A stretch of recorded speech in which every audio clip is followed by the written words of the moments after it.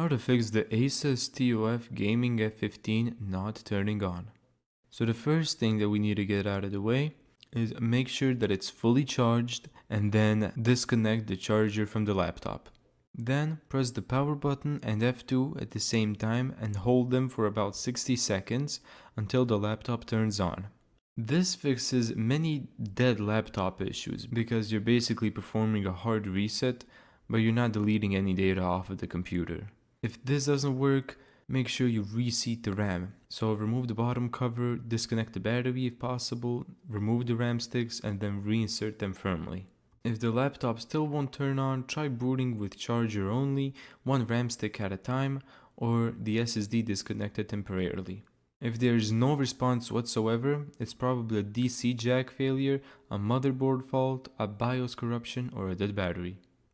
Thank you so much for watching this video. If you found this tutorial helpful, make sure to give it a thumbs up and subscribe. And as always, see you in the next video.